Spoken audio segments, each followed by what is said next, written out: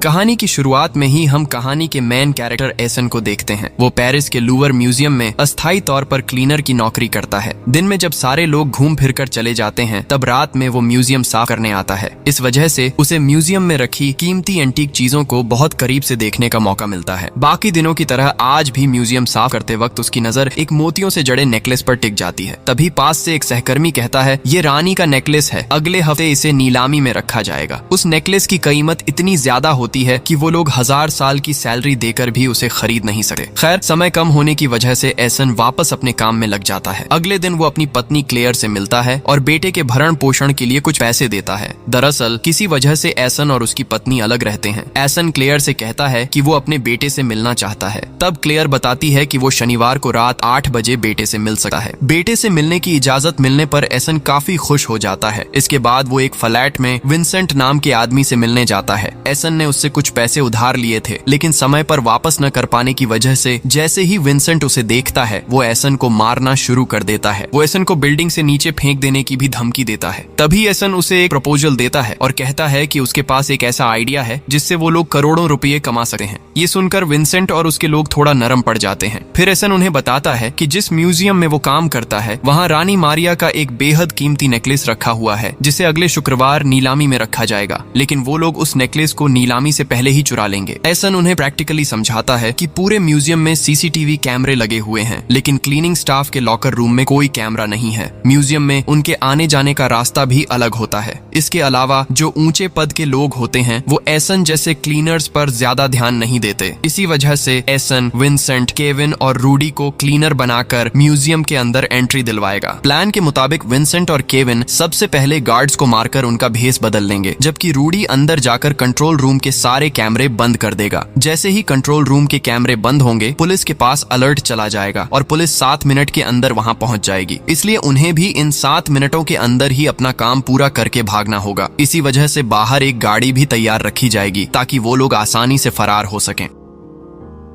Plan पूरी तरह से तैयार होने के बाद वो लोग शुक्रवार का इंतजार करने लगते हैं। शुक्रवार को नीलामी का आयोजन आधिकारिक तौर पर शुरू होता है। देश विदेश से कई अमीर लोग उस नेकलेस को खरीदने आते हैं। उन्हीं लोगों के बीच छद्मवेश में मिस्टर पॉल नाम की एक नकली आईडी बनाकर एसन भी उस नेकलेस को खरीदने वहां पहुंचता है। दूसरी तरफ विंसेंट, केविन और रूडी भी क्लीनर का भेस बनाकर अंदर घुस जाते हैं और किसी को भी उन पर शक नहीं होता। प्लान के मुताबिक विंसेंट और केविन दोनों गार्ड्स को मारकर उनकी जगह संभाल लेते हैं और रूडी को ग्रीन सिग्नल दे देते हैं। तभी रूडी कंट्रोल रूम में जाकर ऑपरेटर को मार देता है और सारे सीसीटीवी कैमरे बंद कर देता है। इसके बाद वो एसन को मैसेज करके इसकी इन्फॉर्मेशन दे देता है। उधर नीलामी में उस नेकलेस की बोली सबसे ज्यादा 42 मिलियन तक पहुंच चुकी होती है और ये कीमत खुद एसन ने ही लगाई होती है। लेकिन समय बचाने के लिए वो अचानक 60 मिलियन की बोली लगा देता है ताकि कोई और उस नेकलेस की कीमत बोलने की हिम्मत न कर सके। एसन के इतने ज्यादा दाम बोलने के बाद भी किसी को उस पर शक नहीं होता, क्योंकि उसकी फेक प्रोफाइल में उसकी कुल संपत्ति 576 मिलियन दिखाई गई होती है। इसी बीच 2 मिनट बीत चुके होते हैं। रूडी तेजी से बाहर खड़ी गाड़ी में जाकर बैठ जाता है, जबकि एसन नीलामी ऑफिसर के साथ वॉल्ट रूम की तरफ जाता है। वहाँ पहले से ही विंसेंट और केविन गार्ड के भेस में ड्यूटी पर खड़े होते हैं। नीलामी ऑफिसर एसन से कहता है कि पूरा पेमेंट करने के बाद ही उसे नेकलेस मिलेगा। इसके जवाब में एसन कहता है कि वो पेमेंट करने से पहले एक बार नेकलेस को हाथ में लेकर देखना चाहता है, क्योंकि इसके पीछे वो बहुत बड़ी रकम खर्च कर रहा है। नीलामी ऑफिसर वॉल्ट का लॉक खोल देता है और एसन को नेकलेस देखने देता है। जैसे ही एसन नेकलेस को हाथ में लेता है, विंसेंट और केविन अचानक उन पर झपट पड़ते हैं। वो दोनों एसन समेत वहां मौजूद बाकी 2 ऑफिसर के हाथ पैर बांध देते हैं और नेकलेस लेकर वहां से फरार हो जाते हैं। असल में विंसेंट और उसके साथियों ने प्लान किया था कि वो एसन को धोखा देकर नेकलेस खुद ही लेकर फरार हो जाएंगे, लेकिन उनका ये प्लान कामयाब नहीं हो पाता।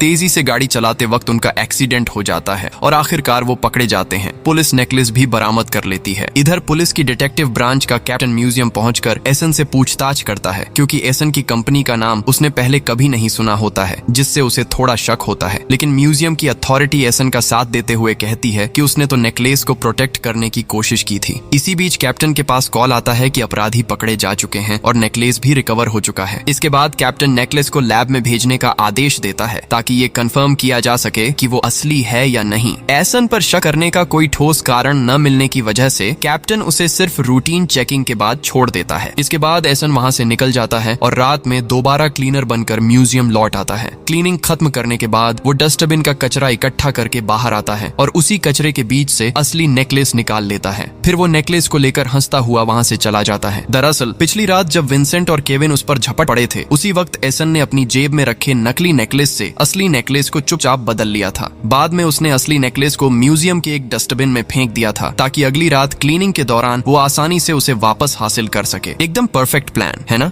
लेकिन ये प्लान एसन ने एक ही दिन में नहीं बनाया था, बल्कि वो पिछले 25 सालों से इस नेकलेस को पाने की प्लानिंग कर रहा था। मगर ऐसा क्यों? ये जानने के लिए हमें 25 साल पीछे जाना होगा। उस वक्त एसन के पिता बाबा कार पेलेग्रिनी फैमिली में ड्राइवर की नौकरी किया करते थे और रानी का ये नेकलेस दरअसल पेलेग्रिनी फैमिली की ही संपत्ति था। एसन के पिता बेहद ईमानदार इंसान थे और पूरी श्रद्धा और ईमानदारी से अपनी जिम्मेदारी निभाते थे। एक दिन मिसेज पेलेग्रिनी एसन के पिता से कहती हैं कि उनके होम लाइब्रेरी में बहुत सारी किताबें हैं, वो चाहें तो पढ़ने के लिए किताबें ले जा सकते हैं। इसी वजह से एसन के पिता एसन के लिए आर्सेन लुपिन नाम की एक किताब ले आते हैं। कुछ दिनों बाद ही मिस्टर पेलेग्रिनी एसन के पिता पर नेकलेस चोरी का इल्जाम लगा देते हैं। इस झूठे आरोप की वजह से एसन के पिता को जेल जाना पड़ता है। इसके बाद एक दिन छोटा सा एसन जेल में अपने पिता से मिलने जाता है। वहाँ वो देखता है कि अपमान सहन न कर पाने की वजह से उसके पिता ने फांसी लगाकर सुसाइड कर लिया होता है। यहीं से एसन के अंदर उस नेकलेस को हासिल करने की एक अजीब और जिद्दी आग जल उठती है। 25 साल इंतजार करने के बाद करीब एक हफ्ते पहले ही एसन को न्यूज से पता चलता है कि वो नेकलेस बरामद कर लिया गया है और अब उसे लूवर म्यूजियम में रखा गया है। साथ ही ये भी खबर होती है कि एक हफ्ते बाद उस नेकलेस की नीलामी होने वाली है। यही वजह थी कि एसन ने प्लान बनाकर म्यूजियम में क्लीनर की नौकरी ली और साथ ही अपने लिए एक फर्जी बिजनेस प्रोफाइल भी तैयार कर ली। यहाँ तक कि विंसेंट से पैसे लेना भी एसन के प्लान का ही हिस्सा था। दरअसल वो सिर्फ उनकी मदद पाने के लिए ही पैसे उधार लेने का बहाना बनाता है और सबसे आखिर में नीलामी से पहले एसन अपने दोस्त बेंजामिन से बिल्कुल वैसा ही दिखने वाला एक नकली नेकलेस बनवा लेता है। इसी तरह एक परफेक्ट प्लानिंग के जरिए आखिरकार असली नेकलेस एसन के हाथ लग जाता है। उधर इस केस के एक और इंचार्ज इंस्पेक्टर यूसुफ को लैब से कॉल आता है कि जो नेकलेस उन्होंने बरामद किया था वो नकली है। ये सुनते ही वो परेशान हो जाता है। तभी उसकी नजर डेस्क पर रखी आर्सेन लुपिन की एक किताब पर पड़ती है, क्योंकि ठीक उसी किताब की कहानी की तरह ही पिछली रात चोरी हुई थी। यूसुफ समझ जाता है कि चोर जरूर आर्सेन लुपिन से ही प्रेरित है। इधर सीन शिफ्ट होता है और अगले दिन एसन को दिखाया जाता है, क्योंकि वो दिन शनिवार होता है और आज उसे अपने बेटे से मिलने जाना होता है। एसन अपने बेटे से मिलता है और उसे घुमाने बाहर ले जाता है। वो अपने बेटे को वही आर्सेन लुपिन वाली किताब देता है जो उसके पिता ने 25 साल पहले उसे दी थी। दरअसल यही किताब एसन की जिंदगी बदलने वाली साबित हुई थी। इसके बाद हम देखते हैं कि एसन अपने दोस्त बेंजामिन से नेकलेस के बारे में बात कर रहा होता है। बेंजामिन नेकलेस को टेस्ट करने के बाद बताता है कि पेलेग्रिनी फैमिली ने इसके बारे में झूठ बोला था। उनका कहना था कि 25 साल पहले चोरी के बाद इस नेकलेस के डायमंड 7 अलग अलग देशों में बेच दिए गए थे और बाद में उन देशों से डायमंड वापस लाकर दोबारा जोड़ दिए गए। लेकिन जब बेंजामिन नेकलेस को चेक करता है तो ऐसा कुछ भी नहीं मिलता। नेकलेस शुरू से बिल्कुल वैसा ही है, किसी भी डायमंड पर एक भी खरोंच तक नहीं है। ये सुनते ही एसन को पूरा यकीन हो जाता है कि ये नेकलेस कभी चोरी हुआ ही नहीं था। इसका मतलब साफ था कि 25 साल पहले उसके पिता को झूठे केस में फंसाया गया था। तब एसन बेंजामिन से कहता है कि वो नेकलेस के सारे डायमंड निकाल दे।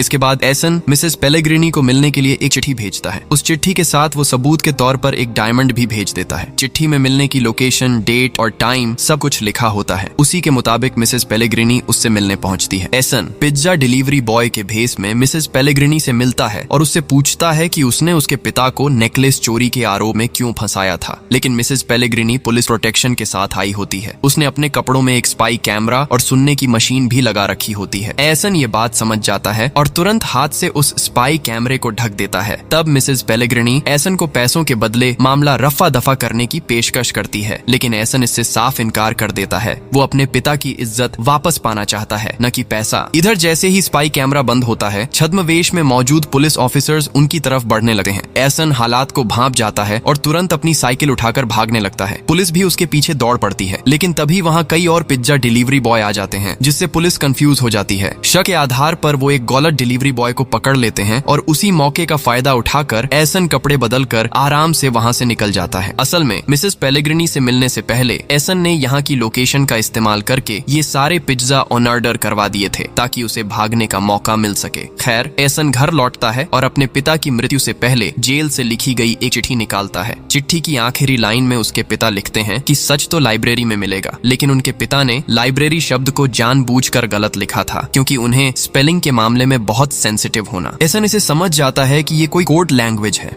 वो पूरी रात विश्लेषण करता है और एक नाम निकालता है ETN कॉमेट। ये आदमी पहले किसी लाइब्रेरी में काम करता था और जेल में उसके पिता के पास बैठा था। अब भी वो आदमी जेल में है, शायद उसके पिता के बारे में कुछ जानता हो, इसलिए एसन उससे मिलना चाहता है, लेकिन आदमी बीमार होने की वजह से मिलने का मौका नहीं मिलता। फिर भी एसन पीछे नहीं हटता और खुद जेल में जाने का फैसला करता है। दरअसल हाल ही में एसन का ममातो भाई किसी केस में जेल गया था और वो देखने में बिल्कुल उसके जेम्स भाई जैसा था। एसन उसी का भेष बनाकर जेल के अंदर जाता है और उसके ममातो भाई की जगह वह बाहर निकलता है। जेल के अंदर पहुंचकर एसन कोमेट के सेल में जाता है, लेकिन वहां जाकर पता चलता है कि कोमेट वहां नहीं है, बल्कि उसे जेल के हॉस्पिटल में भर्ती कराया गया है। तब एसन चालाकी से जेल के 2 कैदियों के बीच झगड़ा करवा देता है। वो कैदी एसन के पेट में ब्रश घुसा देते हैं, जिसकी वजह से एसन को भी तुरंत हॉस्पिटल में भर्ती कर लिया जाता है। यही मौका देकर एसन कोमेट से मिलता है और उसे अपनी पहचान बताता है। कोमेट उसे बताता है कि एसन के पिता ने उसके पास एक किताब रखी थी और कहा था कि अगर कोई आदमी उसकी तलाश में यहाँ आए तो उसे वो किताब दे देना और कहना कि सारे जवाब इसी किताब के अंदर हैं। उसी रात एसन गार्ड्स को रिश्वत देकर दोबारा कोमेट के सेल में जाता है और वहाँ आर्सन लुपिन सीरीज की एक और किताब ढूंढ निकालता है। अपने सेल में लौटकर जब एसन किताब खोलता है तो देखता है कि उसके पिता ने चाय से किताब के कुछ शब्दों को मार कर रखा था। एसन उन शब्दों को जोड़ता है और तब उसे असली मैसेज समझ में आता है। उसके पिता कहना चाहते थे, मैं निर्दोष हूँ, एनी पेलेग्रिनी ने मुझे फंसाया है। ये सच्चाई जानने के बाद एसन के दिल में एनी पेलेग्रिनी के लिए गुस्सा और नफरत भर जाती है, लेकिन बदला लेने के लिए सबसे पहले उसे जेल से बाहर निकलना जरूरी होता है। इसके लिए वो एक खतरनाक प्लान बनाता है। आर्सन लुपिन के तरीके पर चलते हुए वो अपने गले में फांसी लगाकर सुसाइड का नाटक करता है। सबको लगता है कि एसन मर चुका है। इसके बाद एम्बुलेंस में उसकी लाश को पोस्टमार्टम के लिए ले जाया जा रहा होता है, लेकिन रास्ते में ही एसन होश में आ जाता है, एम्बुलेंस से उतरता है और वहां से भाग निकलता है। इसके बाद एसन एनी पेलेग्रिनी यानी मिसेस पेलेग्रिनी से मिलता है और सीधे उससे सवाल करता है। एनी बताती है कि उसे कहा गया था कि वो बाबा कार यानी एसन के पिता को कंफ्यूजन पेपर पर साइन करने दे ताकि कुछ दिनों बाद बाबा कार को जेल से बाहर निकालने का प्लान बनाया जा सके। इसीलिए एनी ने जेल में बाबा कार से मुलाकात कर उसे कन्फेशन पेपर पर साइन करवा दिया, लेकिन उसे इस बात का पता नहीं था कि उसके और बाबा कार के साथ धोखा किया जाएगा। एनी एसन को उस पुलिस ऑफिसर का नाम भी बताती है जिसने उस समय बाबा कार का केस जांचा था, गैब्रियल। यही ऑफिसर असल में बाबा कार की मौत के पीछे जिम्मेदार था। एसन घर लौटकर गैब्रियल के बारे में रिसर्च करता है और पता चलता है कि अब गैब्रियल को प्रमोशन मिल चुका है और वह पुलिस कमिश्नर बन गया है। इसके बाद हम कमिश्नर गैब्रियल को देखते हैं कि वह अपने फैमिली के साथ खुशहाल जीवन जी रहा है और अपनी पत्नी के साथ उसका बहुत मधुर रिश्ता है। दूसरी तरफ एसन को देखा जाता है कि वह गैब्रियल की हर एक्टिविटी पर CCTV कैमरे के जरिए नजर रख रहा है। दरअसल एसन ने किसी समय गैब्रियल के घर में सीक्रेट कैमरा लगवा दिया था, जिसके बारे में गैब्रियल को बिल्कुल पता नहीं है। इस बीच गैब्रियल ऑफिस में काम कर रहा होता है। एसन IT टेक्नीशियन के भेस में उसके पास जाता है और कहता है कि वह IT डिपार्टमेंट से कंप्यूटर चेकिंग के लिए आया है। कंप्यूटर चेक करने पर एसन को वहाँ एक वीडियो मिल जाता है। ये सुनकर गैब्रियल काफी गुस्से में आ जाता है, लेकिन एसन बिल्कुल शांत होकर कहता है कि वह अब तुरंत वीडियो डिलीट कर दे, नहीं तो उसे ऑफिशियल रिपोर्ट करने पर मजबूर होना पड़ेगा। ये सुनकर गैब्रियल और गुस्से में कंप्यूटर लैब की तरफ जाने लगता है। तभी एसन उसे एक खाली कमरे में ले जाकर अज्ञान करने वाली इंजेक्शन दे देता है। एसन गैब्रियल के मोबाइल की सिम निकालकर तोड़ देता है और उसे एक बड़े बॉक्स में डाल देता है। इसके बाद एसन बॉक्स को बाहर लेकर गाड़ी में रखता है और गैब्रियल का किडनैप कर ले जाता है। जब गैब्रियल होश में आता है तो वह देखता है कि उसे एक कुर्सी पर हाथ पांव बंधे हुए रखा गया है। एसन सीधे उसके सामने नहीं आता, बल्कि पास वाले कमरे से एक डिवाइस के जरिए अपनी आवाज बदलकर गैब्रियल से बात करता है। एसन स्क्रीन पर अपने पिता बाबा कार की कुछ फोटो दिखाकर गैब्रियल से पूछता है कि क्या वह उन्हें पहचानता है। गैब्रियल बाबा कार को देखकर पहचान जाता है। तभी 25 साल पहले का एक फ्लैशबैक दिखाया जाता है। गैब्रियल बाबा कार को गिरफ्तार करने के बाद मिस्टर पेलेग्रिनी से मिलता है। गैब्रियल मिस्टर पेलेग्रिनी को बताता है कि बाबा कार का कोई क्रिमिनल बैकग्राउंड नहीं है, वह एक ईमानदार और मददगार इंसान था। उसे ऐसा बिल्कुल भी नहीं लगता देखता कि बाबाकार ने नेकलेस चोरी किया था। गैब्रियल मिस्टर पेलेग्रिनी की तरफ शक की नोक मारते हुए कहता है कि आपने कुछ दिन पहले ही उस नेकलेस का इंश्योरेंस बढ़ाया था, तो अगर वो चोरी होता है तो आपका ही फायदा होगा। इसके बाद गैब्रियल सच पता करने की बात कहकर वहाँ से चला जाता है। सीन फिर वर्तमान में लौटा है। एसन स्क्रीन पर अपने पिता के इन्वेस्टिगेशन और कन्फेशन रिपोर्ट्स दिखाता है, जिन सभी पर गैब्रियल के साइन थे। एसन उससे सवाल करता है कि उसने उसके पिता को झूठे केस में क्यों फंसाया, जबकि उसने कोई नेकलेस चोरी का सबूत नहीं पाया था। तो आखिर किस आधार पर उसके पिता को सजा दी गई और क्यों उसे सजा कम करने के बहाने कन्फेशन लेने को मजबूर किया गया। गैब्रियल जब कोई जवाब देने से बचता है, तब एसन उसे उसके बैंक डिटेल्स और भ्रष्टाचार के कुछ सबूत दिखाता है। फिर एसन उसे ब्लैकमेल करता है और कहता है कि अगर उसने सच नहीं माना तो वह ये सब सबूत उसकी पत्नी को भेज देगा। दरअसल गैब्रियल की पत्नी उसे एक आदर्श, ईमानदार और निष्ठावान इंसान के रूप में जानती थी और यही कारण था कि एसन इस रास्ते का इस्तेमाल करता है। लेकिन अगर गैब्रियल एसन की बात पर ध्यान नहीं देता तो एसन सचमुच उसकी पत्नी को फोन कर देता है। अपनी पत्नी की बात सुनकर गैब्रियल अब काफी घबरा जाता है और स्वीकार करता है कि उसने असल में यह काम रिश्वत के बदले किया था। हालांकि उसने ये अपनी विलासिता के लिए नहीं किया था, बल्कि अपने बच्चों के भविष्य को सुरक्षित करने के लिए मजबूर होकर किया था। दूसरी तरफ डिटेक्टिव ब्रांच का वही कैप्टन बाबाकार के उस केस फाइल के साथ बैठा होता है। फाइल में कमिश्नर गैब्रियल का नाम भी लिखा होता है। तभी एक सहकर्मी आता है और बताता है कि कमिश्नर का किडनैप हो गया है। कमिश्नर के किडनैप होने की खबर सुनते ही थाना में हड़कंप मच जाता है। वे सीसीटीवी फुटेज चेक करते हैं और एसन को वहां देखते हैं, लेकिन वीडियो क्लियर न होने के कारण उसे पहचान नहीं पाते। कमिश्नर का मोबाइल भी बंद मिलता है, लेकिन इंस्पेक्टर यूसुफ बताता है कि कमिश्नर के मोबाइल में सिम के अलावा एक अलग चिप लगी है। इसके बाद वे तेजी से उस चिप को ट्रैक करते हैं और गैब्रियल के मोबाइल का लोकेशन पता कर लेते हैं। तुरंत ही सब लोग उसे बचाने के लिए निकल पड़ते हैं। दूसरी तरफ एसन एआई की मदद से गैब्रियल का डीप फेस बनाकर उसे ब्लैकमेल करता है और पूरी सच्चाई बताने के लिए धमकी देता है। एसन उसे चेतावनी देता है कि अगर उसने असली सच नहीं माना तो यह सच सभी के सामने खुल जाएगा। ये सुनकर गैब्रियल घबरा जाता है और कहता है कि बाबाकार के केस के बारे में उसे बस इतना ही पता था। वह एसन से रिक्वेस्ट करता है कि उसे छोड़ दिया जाए और इसके साथ ही वादा भी करता है कि एसन के बारे में वह किसी को कुछ नहीं बताएगा। एसन कहता है कि भले ही पुलिस पर पूरा भरोसा करना ठीक नहीं है, लेकिन फिर भी वह गैब्रियल पर भरोसा करके उसे छोड़ देता है। दूसरी तरफ पुलिस ऑफिसर्स उस ट्रैक की हुई लोकेशन पर पहुंचते हैं और उस बॉक्स को खोजते हैं। बॉक्स खोलने पर उन्हें वहां सिर्फ कमिश्नर का मोबाइल मिलता है। जब वे गाड़ी के ड्राइवर से पूछताछ करते हैं तो ड्राइवर बताता है कि उसे उबर से बुलाया गया था और उसे किडनैप के बारे में कुछ भी पता नहीं था। उसे सिर्फ इतना कहा गया था कि सिटी हॉल से कुछ चीजें लानी है। ये सुनकर इंस्पेक्टर यूसुफ कहता है कि कमिश्नर को किडनैप करके जरूर सिटी हॉल में रखा गया होगा, क्योंकि ये आर्सन लुपिन की तकनीक है सारे लोगों का ध्यान दूसरी तरफ हटाकर खुद बिल्कुल सबके नजदीक रहते हुए काम पूरा करना। यूसुफ फोर्स के साथ सिटी हॉल पहुंचता है, लेकिन उसके पहुंचने से कुछ सेकंड पहले ही एसन वहां से निकल चुका होता है। सिटी हॉल में प्रवेश करते ही पुलिस कमिश्नर गैब्रियल को सेफ और सही सलामत पाती है। अगले सीन में देखा जाता है कि कैप्टन ऑफिसर सोफिया से बात करते हुए बिल्डिंग में प्रवेश कर रहे हैं। उन्हें समझ नहीं आता कि कमिश्नर को 4 घंटे तक किडनैप किए जाने के बाद भी वह किडनैप के बारे में कोई इन्फॉर्मेशन क्यों नहीं दे रहा और साथ ही किडनैपर ने उससे कुछ भी मांग क्यों नहीं की। यही चीज उनके लिए अजीब लग रही थी। इस दौरान इंस्पेक्टर यूसुफ कैप्टन को बुलाता है और कहता है कि उसे एक क्लू मिला है। वह बताता है कि नीलामी के दिन मिस्टर पॉल के नाम से जो व्यक्ति चोरी कर रहा था और कमिश्नर को किडनैप करने वाला था, असल में वही एक ही व्यक्ति था। इसके अलावा वह ये भी बताता है कि 25 साल पहले जब नेकलेस पहली बार गायब हुआ था, उस केस के इंचार्ज भी गैब्रियल ही थे। इसलिए उस घटना और हाल के कुछ दिनों में हुई घटनाओं का पूरा कनेक्शन साफ हो जाता है। दूसरी तरफ कमिश्नर गैब्रियल घर लौटकर सभी स्पाई कैमरों को ढूंढकर नष्ट कर देता है। फिर वह नहाने के लिए बाथरूम में जाता है। इस दौरान 25 साल पहले का एक फ्लैशबैक दिखाया जाता है। उस फ्लैशबैक में मिस्टर पेलेग्रिनी गैब्रियल को धमकी देते हुए बाबाकार को फंसाने के लिए मजबूर कर रहे थे।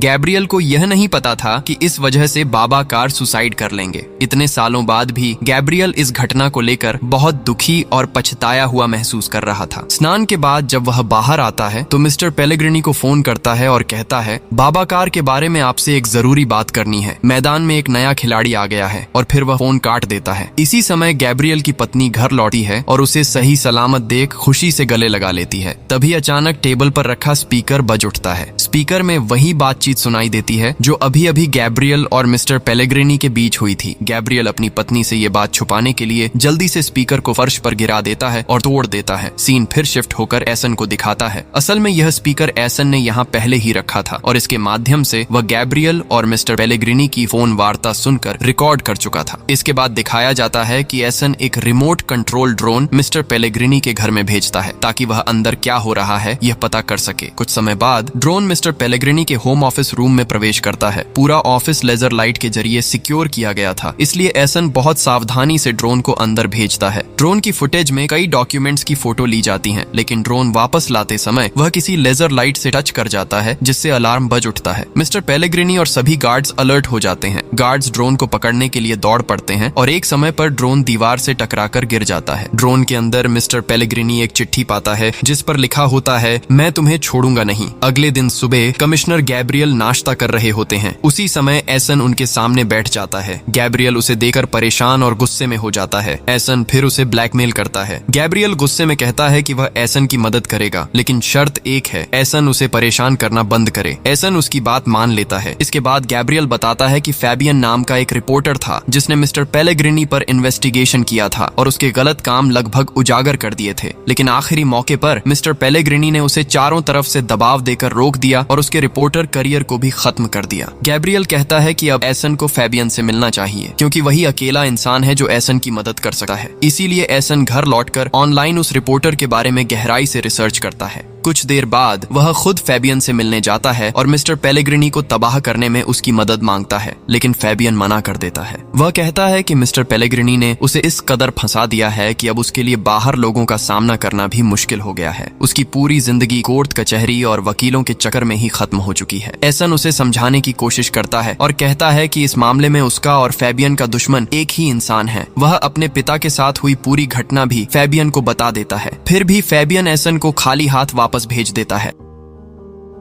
अगले दिन जब एसन अपना काम खत्म करके घर लौट रहा होता है, तभी फैबियन खुद उसके सामने आकर खड़ा हो जाता है। फैबियन कहता है कि मिस्टर पेलेग्रिनी ने उसकी जिंदगी की सबसे कीमती चीज छीन ली है, उसका करियर। अब उसके पास खोने के लिए कुछ भी नहीं बचा। यही वजह है कि वह अब एसन की मदद करने के लिए तैयार है। इसके बाद फैबियन एसन को अपने घर ले जाता है और दोनों मिलकर मिस्टर पेलेग्रिनी से बदला लेने की प्लानिंग शुरू करते हैं। एसन कहता है कि उसे ऐसा ठोस सबूत चाहिए जिससे वह मिस्टर पेलेग्रिनी की पूरी दुनिया हिला सके। इस पर फैबियन जवाब देता है, मेरे पास बिल्कुल ऐसा ही एक सबूत है। इसी बीच पुलिस ब्यूरो में दिखाया जाता है कि कमिश्नर के किडनैप के दिन का सीसीटीवी फुटेज और एसन की फोटो लेकर वे सॉफ्टवेयर के जरिए उसका स्केच बनाने की कोशिश कर रहे हैं। सॉफ्टवेयर में एसन के 4 अलग अलग चेहरे का एनालिसिस हो रहा था। दूसरी तरफ फैबियन एसन को ऑब्जेक्टर पत्रिका के ऑफिस के सामने ले जाता है, जहाँ फैबियन पहले रिपोर्टर के तौर पर काम करता था। फैबियन बताता है कि तीसरी मंजिल के आखिरी कमरे में एक स्टोरेज रूम है। वहाँ एक बॉक्स रखा है जिस पर लिखा है स्पोर्ट्स 1980। बॉक्स के अंदर एक हरा वीडियो कैसेट है। फैबियन खुद इस ऑफिस में नहीं जा सकता क्योंकि उसे वहां प्रवेश से रोक दिया गया है, इसलिए एसन को ही यह काम करना होगा। एसन जैसे ही अंदर प्रवेश करता है, फैबियन गार्ड को एक झूठी कॉल करता है और कहता है कि वह इन्वेस्टिगेशन डिपार्टमेंट की नताली बोल रही है। वह गार्ड को बताती है कि एक इन्फॉर्मर अभी एक इम्पोर्टेंट फाइल लेकर आएगा, उसे सीधे तीसरी मंजिल में उसके ऑफिस रूम में दे देना। गार्ड फैबियन की बात पर विश्वास करता है और एसन को ऑफिस में प्रवेश करने देता है। एसन आसानी से वीडियो कैसेट ढूंढकर वापस आ जाता है। जब एसन घर लौटकर वीडियो कैसेट चलाता है तो फैबियन बताता है कि 1996 में मलेशिया के कुआलालंपुर में एक टेररिस्ट अटैक हुआ था जिसमें 11 लोग मारे गए थे। इनमें से 8 लोग फ्रेंच नागरिक थे। इस हमले का कारण प्रतिशोध था क्योंकि एक दालाल हथियार व्यवसायियों को धोखा दे रहा था और वह दालाल कोई और नहीं बल्कि मिस्टर पेलेग्रिनी था। वीडियो कैसेट में देखा जा सकता है कि पेलेग्रिनी हथियार व्यवसायियों के साथ डील करता है। फैबियन की समझ से पता चलता है कि उसने नेकलेस चोरी का झूठा मामला बनाकर और उसके इंश्योरेंस के पैसे का इस्तेमाल करके यह हथियार व्यापार किया। वीडियो से यह भी स्पष्ट होता है कि पेलेग्रिनी द्वारा बेचे गए हथियारों से कुआलालंपुर में फ्रांस की एम्बेसी को उड़ाया गया। लेकिन एसन पूरा वीडियो नहीं अपलोड करता, सिर्फ वीडियो का एक स्क्रीनशॉट लेकर वह उसे फैलाता है ताकि पेलेग्रिनी डर जाए। स्क्रीनशॉट जल्दी ही वायरल हो जाता है और मिस्टर पेलेग्रिनी की बेटी जूलियट तक पहुंच जाता है। जूलियट जब यह अपने पिता को दिखाती है तो पेलेग्रिनी सब कुछ नकार देता है और कहता है कि यह विपक्षी दल की साजिश है और कोई उसे फंसाने की कोशिश कर रहा है। लेकिन मामला यही यहीं खत्म नहीं होता। जल्दी ही मीडिया में भी इस खबर को लेकर हलचल मच जाती है। पेलेग्रिनी मीडिया से भी यही बात कहता है और धमकी के अंदाज में कहता है कि जो भी उसके नाम पर बदनामी फैलाने की कोशिश कर रहा है उसे प्रमाण के साथ उसके पास आना चाहिए। इसी दौरान रिपोर्टर्स की भीड़ में से फैबियन माइक्रोफोन लेकर आगे बढ़ता है और मिस्टर पेलेग्रिनी से सवाल करता है, क्या आपके हाथ अब भी उस टेररिस्ट अटैक में मारे गए लोगों के खून से लाल हैं? मिस्टर पेलेग्रिनी गुस्से भरी नजरों से कुछ देर फैबियन की तरफ देखता है, लेकिन कोई जवाब दिए बिना वहां से चला जाता है। टीवी पर एसन भी यह इंटरव्यू देख रहा था। एसन इस कृत्य को देखकर थोड़ा विचलित हो जाता है और सोचता है कि फैबियन ने ऐसा करके खुद अपना खतरा क्यों बुला लिया। लेकिन फैबियन को पेलेग्रिनी के सामने खड़े होने में एक भीतर से संतोष और शक्ति महसूस होती है। इसके बाद फैबियन वहां से निकलता है और उसे ध्यान होता है कि पेलेग्रिनी का एक आदमी उसका पीछा कर रहा है, इसलिए वह रास्ता बदलते हुए और सावधानी से घर लौटा है। घर पहुंचते ही एसन पहले से मौजूद होता है। वह फैबियन को फूल देकर बधाई देता है और मदद करने के लिए धन्यवाद कहता है। दोनों मिलकर पूरी वीडियो को पब्लिश करने का प्लान बनाते हैं। इसके बाद एसन अपने काम पर लौट जाता है। अगले सीन में दिखाया जाता है कि कैप्टन यूसुफ और सोफिया कमिश्नर गैब्रियल के सामने बैठे हैं। वे एसन के बनाए गए स्केच दिखाते हैं। इनमें एसन का भी स्केच शामिल है, लेकिन गैब्रियल जोर देकर कहता है कि इन सब में से किसी ने उसे किडनैप नहीं किया। यूसुफ इसे मानने को तैयार नहीं होता और जोर देकर कहता है कि नेकलेस चोरी और गैब्रियल के किडनैप के पीछे वही व्यक्ति है। ये सुनकर गैब्रियल थोड़े गुस्से में आ जाते हैं और कहते हैं कि ये दोनों केस एक साथ मत जोड़ो, वे सिर्फ नेकलेस खोजने पर फोकस करें, वरना वह ये केस किसी और को ट्रांसफर कर देंगे। कप्तान तब रिक्वेस्ट करता है और गैब्रियल कप्तान और सोफिया को इस केस में बनाए रखते हैं, लेकिन यूसुफ को इस केस से हटा दिया जाता है क्योंकि वह केस को बहुत तेजी से सुलझा रहा था। पकड़े जाने के डर से कमिश्नर उसे इस केस से बाहर रखने का निर्देश देते हैं। इसी बीच एसन मेकअप करके अपना चेहरा बदलता है और एक टीवी चैनल के टॉक शो में जाता है। उसका उद्देश्य था कि पेलेग्रिनी का वीडियो पूरे देश को लाइव दिखाया जाए, लेकिन वीडियो चालू होने से पहले ही पेलेग्रिनी के लोग वीडियो के असली हिस्सों को काट देते हैं। अब एसन ही उल्टे रूप में विलन की तरह दिखाई देता है और सार्वजनिक रूप से पेलेग्रिनी को फंसाया जा रहा था। एसन सारी स्थिति समझकर टीवी ऑफिस से भागने लगा है, लेकिन पेलेग्रिनी के लोग उस पर हमला कर देते हैं। इसके बावजूद एसन सभी को मारकर वहां से निकलने में सफल होता है। इस दौरान जूलियट अपने पिता को फोन करती है और कहती है कि वह शक करने के लिए सॉरी है। साथ ही वह बताती है कि जो इंटरव्यू में आया था वह शायद एसन ही था, जो उनके ड्राइवर बाबा कार का बेटा है। उसने एसन को नेकलेस की नीलामी के दिन भी देखा था। यह सुनकर पेलेग्रिनी सतर्क हो जाता है और अपने दुश्मन की पहचान के बारे में निश्चित हो जाता है। इसी बीच टीवी पर टॉक शो की घटना देखकर फैबियन आगबूला हो जाता है। तभी किसी ने उसके दरवाजे पर खटखटाया। फैबियन खतरा भांपते हुए दरवाजा खोल देता है और वहाँ एसन के लिए कुछ लिखकर छोड़ता है। तभी पेलेग्रिनी का गुंडा लियोनार्डो आता है, फैबियन का गला दबाता है और एसन के बारे में पूछता है। फैबियन कुछ नहीं बताता। लियोनार्डो क्रोधित होकर फैबियन को मार देता है और उसके गले में फांसी डालकर उसे लटका देता है। कुछ देर बाद एसन फैबियन के घर पहुंचता है और उसकी लटकी हुई लाश देखकर स्तब्ध रह जाता है। उसकी नजर टेबल पर रखी किताब पर पड़ती है। एसन किताब और फैबियन के कुत्ते को लेकर बाहर आता है। बाहर आकर जब वह किताब खोलता है तो पाता है कि फैबियन ने लिखा था, यह लड़ाई हमारे अस्तित्व की लड़ाई है, इसलिए एसन तुम इस लड़ाई को मत रोकना। इसके बाद दिखाया जाता है कि इंस्पेक्टर यूसुफ टॉक शो में आए व्यक्ति के साथ स्केच की तुलना करता है और वह स्केच असल में एसन का ही था। फैबियन की मृत्यु के बाद उसका कुत्ता बहुत उदास हो गया। एसन भी खुद को दोषी महसूस कर रहा था और सोच रहा था कि अगर उसने फैबियन को इस सब में नहीं घसीटा होता तो उसे इस तरह मरना नहीं पड़ता। एसन का दोस्त बेंजामिन उसे सलाह देता है कि ऐसे विचारों को अपने दिमाग से निकाल दें। साथ ही वह कहता है कि कल एसन के बेटे का जन्मदिन है, इसलिए फैमिली के साथ समय बिताने की प्लान बनानी चाहिए। अगले दिन सुबह जब एसन अपने बेटे से मिलने जा रहा था तो वह महसूस करता है कि कोई उसका पीछा कर रहा है। यह वही व्यक्ति था जिसने फैबियन को मारा था। एसन उसके हाथ से बचने के लिए भागता है और अंततः अपनी पत्नी के घर पहुंच जाता है। एसन अपने बेटे को एक गिफ्ट बॉक्स देता है जिसमें आर्सेन लुपिन जैसी ड्रेस, टोपी आदि थे। उसके पिता की तरह बेटा भी आर्सेन लुपिन का फैन था, इसलिए यह गिफ्ट उसे बहुत पसंद आता है। एसन सभी से जल्दी तैयार होने के लिए कहता है और फिर फैमिली के साथ बाहर घूमने निकलता है। वे ट्रेन से एट्रेटे जा रहे थे जो आर्सेन लुपिन की यादों से जुड़ा हुआ स्थान था। ट्रेन में फैमिली के साथ एसन का समय बहुत अच्छा गुजर रहा था। इस दौरान उसकी पत्नी क्लेयर उनके तीनों की एक सेल्फी लेती है। एसन जब सेल्फी देखता है तो झूम करके ध्यान देता है और पाता है कि उनकी पिछली सीट पर लियोनार्डो बैठा है। एसन नहीं चाहता था कि उसका फैमिली परेशानी में पड़े, इसीलिए वह लियोनार्डो का ध्यान भटकाने की कोशिश करता है। एसन पहले ट्रेन में सबके सामने अपने बेटे का जन्मदिन सेलिब्रेट करता है, फिर क्लेयर से कहता है कि वह देखे कि उसे कोई ड्रिंक चाहिए या नहीं और ट्रेन के पीछे की तरफ चला जाता है। लियोनार्डो उसके पीछे जाने लगा है। एसन ट्रेन की टिटिकरी को पार करते हुए उसकी चाबी चोरी कर लेता है। इसके बाद वह स्टोरेज केबिन की तरफ जाता है और लियोनार्डो को भी वहां जाने के लिए मजबूर करता है। स्टोरेज केबिन में दोनों के बीच हाथापाई शुरू हो जाती है। अंततः एसन लियोनार्डो को स्टोरेज में अटकाकर बाहर से ताला लगा देता है और अपने फैमिली के पास लौटता है। लेकिन थोड़ी ही देर बाद लियोनार्डो वापस आता है और फैमिली के बीच ही बैठ जाता है। यहाँ वह एसन के बेटे के साथ बातें शुरू कर देता है। इस स्थिति में लियोनार्डो से बचने के लिए एसन कप्तान को एक मैसेज भेजता है, मैं मिस्टर पॉल बोल रहा हूँ, मैं 2 मिनट में ले हरवे स्टेशन पहुंचूंगा। आपको 10 टाके की चाय, सिंगारा और समोसा खाने की दावत दी जाती है, ठीक है? याद दिला दूं, इस पॉल पहचान से ही मैंने नीलामी के दिन नेकलेस चोरी किया था। खैर, मैसेज देखकर कैप्टन तुरंत लोकल थाने को इन्फॉर्मेशन दे देता है। जब ट्रेन स्टेशन पर रुकती है, एसन अपनी पत्नी और बच्चे से कहता है कि वे पहले उतर जाएं और वह थोड़ी देर बाद आएगा। सभी उतर जाने के बाद लियोनार्डो एसन से कहता है कि वह चुपचाप उसके निर्देशों का पालन करे और उसके साथ जाए। एसन बिना किसी झमेला के लियोनार्डो के साथ ट्रेन से उतर आता है। ठीक उसी समय लोकल थाने की पुलिस उन्हें घेरे में ले लेती है, लेकिन ये पुलिस नहीं जानती थी कि पॉल वास्तव में कौन है, इसलिए वे संदेह के आधार पर लियोनार्डो को ही गिरफ्तार कर लेते हैं। लियोनार्डो की जेब में एक पिस्तौल और नेकलेस का एक डायमंड भी पाया जाता है। इससे साबित होता है कि पॉल असल में था। दरअसल ट्रेन से उतरने से पहले एसन ने चालाकी से लियोनार्डो की जेब में डायमंड डाल दिया था। खैर, एसन अब आराम से अपनी पत्नी और बेटे के साथ बीच किनारे घूम रहा था। उसके बेटे को थोड़ी स्पेस देकर वह साइड में घूम रहा था। इस बीच कैप्टन और सोफिया एट्रेटे जाने की तैयारी कर रहे थे। उन्होंने कमिश्नर गाब्रियल से रिक्वेस्ट मांगी। गाब्रियल हंसकर कहता है, वहाँ क्या देखोगे, लेबू का फलन? वही पॉल जिसे गिरफ्तार किया गया असल में कोई और है। उसके पास जो पिस्तौल मिली उसकी लाइसेंस वैध है और उसके जेब में डायमंड कैसे आया ये वह खुद भी नहीं जानता। कहते सुनकर कैप्टन फिर से हताश हो जाता है और सोचता है वो पॉल हरामी ने मुझे फिर से बेवकूफ बना दिया। इसी बीच एसन और क्लेयर आराम से घूमते हुए थे कि अचानक उन्हें याद आता है कि उन्होंने काफी समय से अपने बेटे को कहीं नहीं देखा। वे घबरा जाते हैं और बेटे को ढूंढने लगते हैं, लेकिन कहीं भी उसे नहीं मिलता। और कैसे मिलेगा, क्योंकि तब तक लियोनार्डो ने बच्चे को किडनैप कर लिया था। बेटे को न पाकर जब एसन निराश होकर खड़ा होता है, तभी पीछे से इंस्पेक्टर यूसुफ उसे लूपिन कहते हुए बुलाता है और इसी पल के साथ लूपिन का पहला सीजन यहीं खत्म होता है।